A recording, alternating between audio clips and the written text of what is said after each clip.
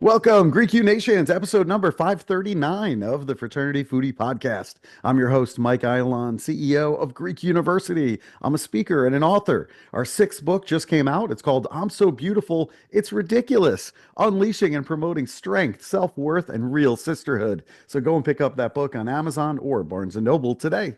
We call these episodes the Fraternity Foodie Podcast because there is nothing like great food to bring college students together. Fun fact, our team just came back from the Northeast Greek Leadership Association, also known as NGLA, in Baltimore, Maryland. And we have a ton of new ideas from programs by meeting our clients in person and asking them, what do they want to see? So get out there, meet your potential clients in person. I'm telling you, there is no substitute than having conversations in person in terms of figuring out what their needs are and how you can help to meet them. Let's meet our next guest. Jay Abbasi believes that how we work should enhance our lives, not drain them. Leading training initiatives at Tesla, he experienced the demands of a high-performance culture firsthand, seeing the toll it takes on even the most resilient professionals.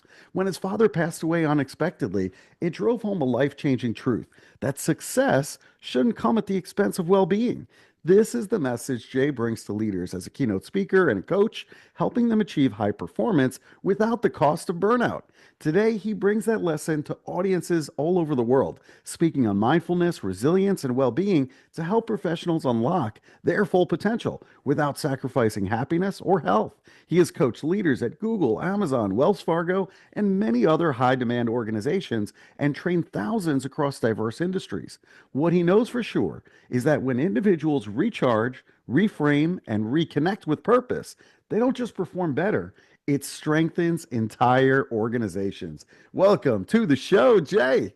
Oh, thanks so much for having me, Mike. I appreciate it. Excited to be here. Hey, I am pumped that we had some time before you head out to Toronto that we can sit here and chat. I was thinking a little bit about your undergraduate degree. I love this university. Spent a lot of time speaking on this particular campus. You chose Seton Hall for your undergraduate and also later your master's degree. I'm wondering, Mhm. why did you choose Seton Hall?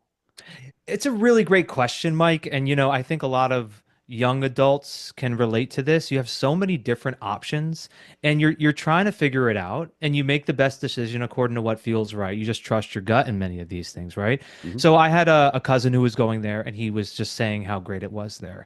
And that's the firsthand, hearing how great it was from him got me interested. And I went to a day where they were, an orientation of sorts where they were just kind of walking people through. And I felt that the campus was great. I'll be real with you though, Mike. I didn't have it all figured out. I didn't know exactly what I was going to do. And so I went into the business school. And while that was great and all, I felt that it wasn't really aligned with me. I had to change my major. And while I think that there was so much value I got from my college experience, I think if I were to go back, I would do it. I would do it very differently. But I would say proximity to where I live was a big thing, and then getting that recommendation from someone I really trusted. Yeah, it's so funny. I mean, you know that these colleges, they send out all these brochures, all these testimonials, great pictures. Everyone's having a good time in the photos.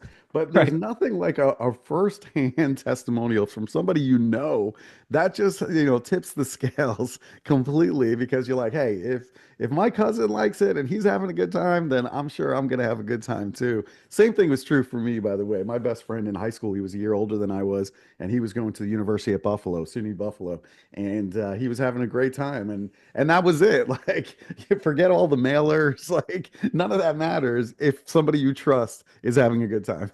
Yeah, just like you and I were talking before, right? I asked you for any restaurant recommendations in Toronto.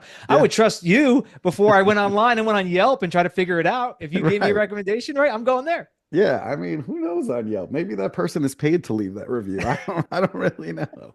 Right. You also had this life-changing moment, and I think about this quite often because I just came back from Rockland County, New York, visiting my dad before I went to Baltimore, just to spend some time with him because I know that he's not going to be on this planet forever, and I'm trying Right. to just soak it up and just tell him how much I love him, while he's here. But on June 22nd, 2014, your father passed away suddenly from a heart attack. Yeah. And there were also some smaller issues that were going on in your life at that time as well. Things like credit card debt, not feeling fulfilled at work, your marriage was falling apart at that time. How did the loss of your father change your life? Yeah. Well, Mike, it was like you said, unexpected. Hmm. I remember the night before, so that was June 21st, he took my mom out to eat at a restaurant. Normal evening, they went out together, and then he got home.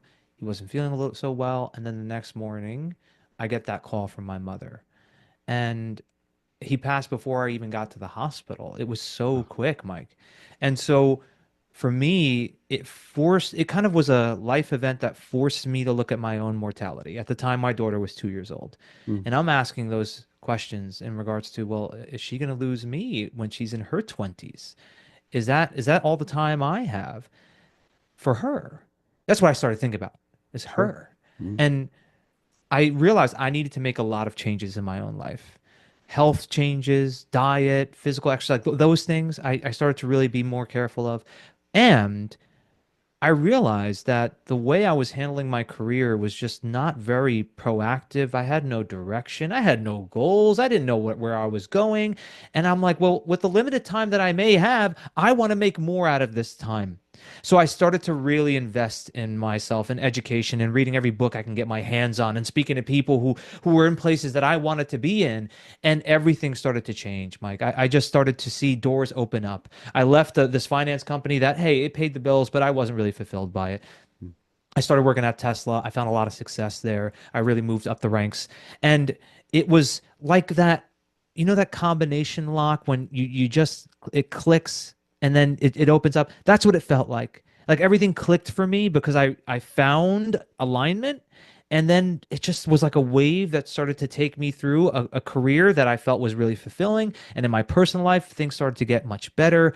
So I would say, as unfortunate and hard as it is to lose any parent, for anyone listening, losing a parent, that's one of the hardest things you have to ever experience.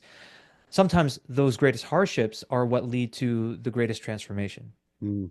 Wow, that's really well said. And you said something there that's so important, just writing down your goals. I was talking about that this past weekend with the college students.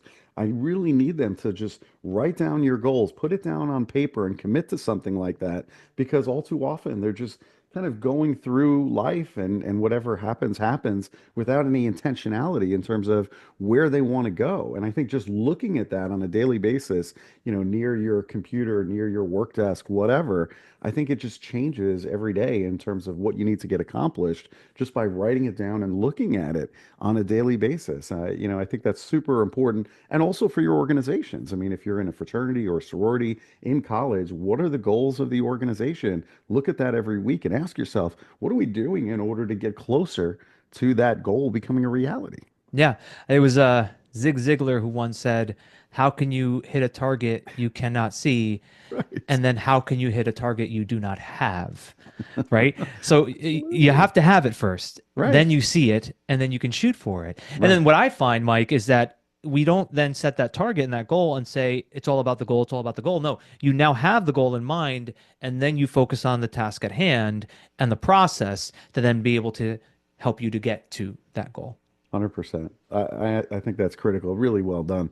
You joined Tesla, you mentioned that, and in under 4 years, you worked your way up to running training programs at a national level for Tesla. I'm sure there was some stress involved in that process. That's a very high pressure organization. I mean, I, Yep. I think everybody would agree. I mean, if you know how that company is run, what are some of the strategies to prevent burnout in a high pressure environment like Tesla? Well, it always comes back to not, well, it always comes back to what you have to do for yourself in order to be able to take on that demand. I think too often what people think is, okay, when I'm in a high demand environment, it means I need to let go of a lot of things. It's completely the opposite. You actually have to do more of the things that give you the energy. So if you think about your cell phone, if it's just sitting idle and doing nothing, the charge will last a lot longer. But if you have 30 apps running on the cell phone and you have the navigation on, you're getting a lot of phone calls, that battery dies faster, doesn't it? So it Sure. means you have to charge it more. And so what I learned was I had to make sure I stayed consistent with how I recharged every single day. How I ate, the water I drank, the physical exercise I did, the mental fitness I did for myself. For me, I'm a huge advocate of meditation. It's changed my life and being able to take on more demand. What I'm consuming, am I reading good books or am I just watching the news and going on Instagram and doom scrolling? These little things, the basic fundamental things, Mike, are the things that make all the difference. So for me, I realized I had to set my boundaries and make sure I commit to those things so that I can do more in less time than maybe the average person could. Got it. All right, very good. In talking to CEOs, I know one of the biggest complaints right now is that employees are not engaged at work. This is a major, major problem. Luckily for the fraternity and sorority community who's listening, you are actually more engaged at work. That's what the research says, which is another reason why it's great to join a fraternity or sorority. You tend to have more affinity for your college, for your alma mater, and you are more engaged at work. It's really critical. So, in terms of engagement, how do you engage all of the people on your team? Because there's a lot of apathy out there. Yeah, that's such a great question. What you just described in those sororities is, I think, there's a core thing we can take away from that, which Mm, is everyone is connected to something bigger than themselves. correct. And that's at the core of it, Mike. And there's a research that came out 2019, University of Michigan.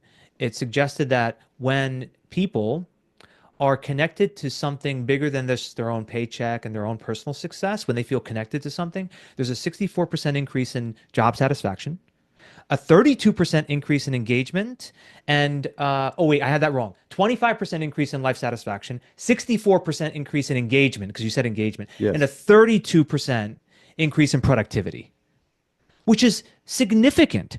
All we have, or all that's different between the people who were in the control groups and the people who showcased those increases, was that the latter felt connected to something bigger.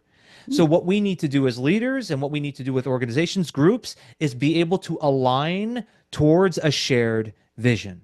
When we feel there is something that we're all pointing to, that we're after, there's something that we all care about, and it's bigger than just what I want personally, what comes for me, what I get out of it, then we are going to produce at a higher level, and we're going to definitely be more engaged. Now, I say all that, Mike, with one underlying factor that is required.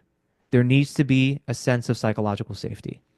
Because if I don't feel safe, then it's hard for me to not think about myself. I'm going to think about myself because I feel threatened, right? It's self-preservation. Mm. So at the fundamental piece of all of this is assuming organizations have established psychological safety. Right. Now you're talking about Maslow's hierarchy. Yeah. And Yeah. really, that safety is absolutely critical. And, again, I was talking about that this past weekend. If we're sitting in war-torn Ukraine right now, there's no way that we're conducting this interview. I mean, we're just thinking about our safety and we're like, hey, our building could be hit with a missile any second. And so we're, running for our lives, literally. So you're absolutely right. I mean, we have to create that safety within our organization, that people feel that they can confide in one another, that they can trust in each other. All of those things are really critical pieces in order to getting people to self-actualization, really being able to reach their maximum potential in that organization. So really good stuff. Yeah, how has your definition of good leadership evolved since your early career days? And I'm also wondering, is there anything that you wish you would have known when you were in your 20s? Well, I think that the one thing I would wish I would have known is that it's not all about me. Yeah. I think that it is the most common trait I see in people who um, have this huge desire to want to be in leadership positions, and it's a common mistake where, hey, I'm in the position of power and leadership, and I'm going to be able to share my ideas, and I'm going to be able to help everyone and provide my insights and solutions. But what I see in the best leaders are those who drop their egos and are asking questions. That's what great leadership is all about. So I'd say the difference from when I was in my 20s was, I thought back then, I'm going to be the one that's telling everyone. I'm going to be the one who's giving the ideas, and I'm going to be out there problem solving. And over time, I realized, wait a minute, no, I just need to be sure that I look at every single person and realize that the brilliance is within them. They have the answers. Even if at first they seem like they don't. My job is to look at them and say with my eyes, I know you do. I know you have the answer. You just need the right question. So if I can just give you the right question, you're going to figure this out. And when I do, I empower them. It also means that I don't have to be everyone's firefighter and solving everyone's problems. They are self-sufficient, and it creates that culture of psychological safety.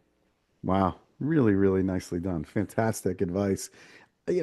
Tesla is obviously known for innovation. Everybody agrees just looking at the products that they pump out. How do you create an environment where people feel safe enough to take risks and share new ideas in places that are known for innovation? Yeah. Well, let me give you an example of this. I think that while there's a lot of politicizing of things that are going on with Elon Musk right now, and Sure. I'm not one who's going to advocate that he is all 100% right or all 100% wrong. He's a human being. He has moments where he's brilliant and moments where he's not so brilliant. That's just what it is. But I remember when I was at Tesla, I heard through the grapevine one of the leaders who was on a call with him, and he was looking for how our sales and delivery teams, and these are senior leaders are on the call, how they could figure out ways to increase delivery, come up with some new creative ways to be able to hit our quarterly numbers. Now, you think someone as smart, intelligent as Elon Musk would just get on that call and be telling everybody, here's what I think you should do. He barely spoke. He just kept asking everybody what they think. He just kept asking everybody what they think. He went around to every single person. What are your ideas? What do you, not like in a harsh way, not like, what are your ideas? More like, how are you? No, he was just curious, genuinely curious. And I think that because of that, Tesla has had a lot of success in figuring out how to do the impossible things. Now, he may have just been having a good day because I've heard of some other bad days where it wasn't so nice, but he was having a good day that day. But I thought that was a really good example of that, which is when you can get with your people and make them feel like it's okay to talk. It's okay. I want to hear your ideas. And then when you hear a great idea, that you actually implement it, right? You put it into action. And if you don't hear a great idea, it's safe enough to where you're not going to criticize them for it and shame them for having a bad idea. So I think a leader has the power to do that with a team. Yeah, that's a great advice. I'm going to have to remember that one. That is gold, absolute gold. One of the things that's unique about fraternities and sororities is that they're very values driven. And those are the types of members that we go after as, ones that agree with the values of our organizations. And I've also noticed in my own career that I've been most productive in those organizations that also commit to certain values in everything that they do. So, what advice would you give students about finding work that aligns with their values while also still being pragmatic?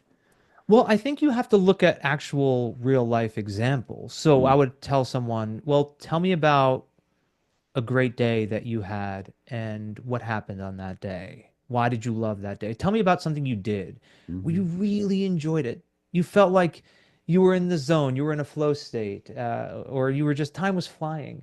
Tell me about that. Like, Hmm. let's download that, take inventory of that, and then look at the other way as well. Like, what were a bad day? Tell me a bad day.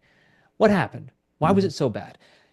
So what I'm asking someone to do is not to try to come up with a great answer so that they could sound impressive and they can posture. It's more of go to real examples in your life where you felt like you were operating at your very best, where you showcased the strength, where you were really passionate about something, and when it was the opposite of that. Now, if we can take inventory of that, be able to then identify your greatest strengths, your greatest passions, and the things that are important to you, what you value, then we can start to recognize, okay, well, what is the environment through which you can activate that naturally?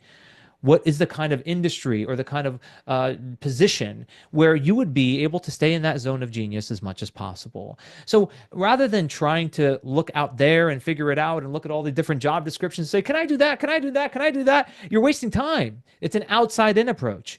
Go the other way around. Take an inside out approach by asking those questions, taking that inventory, then looking out to say, where can I connect those dots? Mm, beautiful. I'm definitely a lifelong learner. Just a month ago, I defended my dissertation, and now, they call me doctor. I still am not used to that, by the way, at these conferences. People are chasing me down the halls yelling doctor. I'm like, what? So, like, I don't know who you're Who talking needs a about. doctor? Who Who needs a needs a doctor? doctor? Somebody hurt? I mean, I don't know, asking me about their toe fungus. I don't know. But, but given that I am committed to lifelong learning, and I'm certainly trying to, show that to my children who are in college now. I want them to go out and continue their educational pursuits. How do you approach continuous learning and growth through life while you are managing such significant responsibilities at a place like Tesla?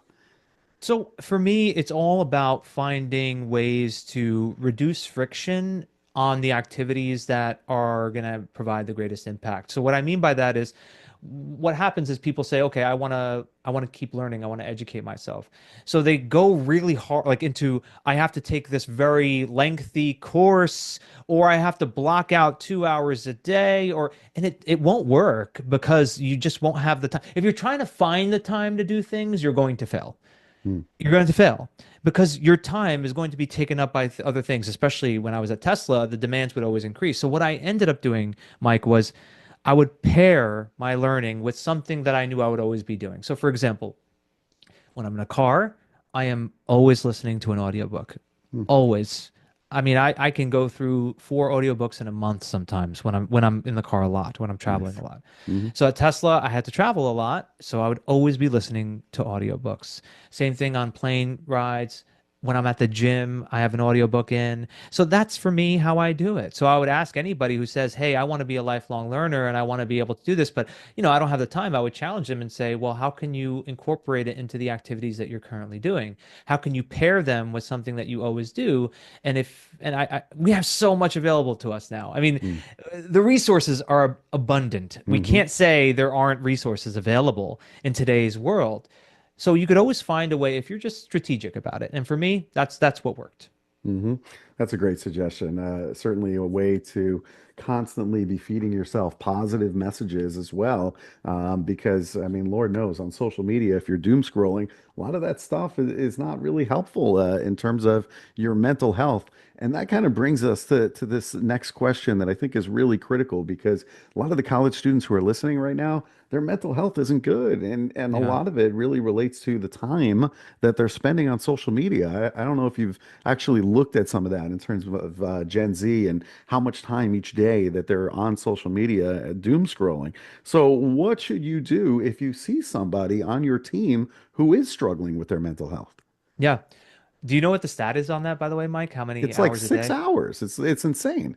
Yeah, it's insane. The US was an average 4.5 hours, but Oh, that's everyone. So that's not just oh, Gen Z, it's right. everyone. It's a So lot. it's a lot. I actually did this math with someone I did a training the other day, actually for Tesla. They Yeah. invited me back, and we did this calculation. I said, over the next 30 years, you're going to be on your phone for 5.5 of those years. Oh my God. Imagine you're going to be staring at a cell phone for 5.5 years. No, I can't imagine and, that.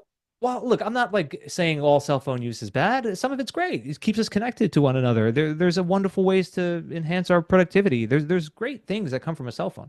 I'd say the first thing I would say to somebody who's really struggling with their mental health is I would tell them, let's look at how you can just start with the basics of some of the fundamental things I mentioned earlier, which is, are you eating well? Are you drinking enough water? The basic, are you getting enough sleep? Mm, Are you just getting enough sleep? You know how many times I'd meet with someone, it's just like their biggest issue was they didn't get enough sleep. right. And so let's fix your sleep cycle. Are you getting some physical exercise in? And then when it comes to their cell phone, which I would consider at times to be negative consumption because it's too much, how can we create some rules, some strategies whereby you can still use your cell phone, but you're choosing when rather than it choosing when you look at it? Because that's what happens, right? Hmm. If you don't control the devices control you. That's how they're made. They're intended to grab your attention over and over and over again. And by the way, what we know about how we think, we know that 4 out of every 5 of our thoughts are negative thoughts. This was research done not too long ago. 4 out of every 5 thoughts are negative. And over 90% of our thoughts are repetitive. So we repeat the same negative thoughts over and over again. And what media knows is that negative attention grabbers are going to be what pull you in. Mm. So that's why the news is so popular, because we like to feed ourselves with the negative. It's just they know what they're doing, right? Yeah. So what we have to do is safeguard the mind.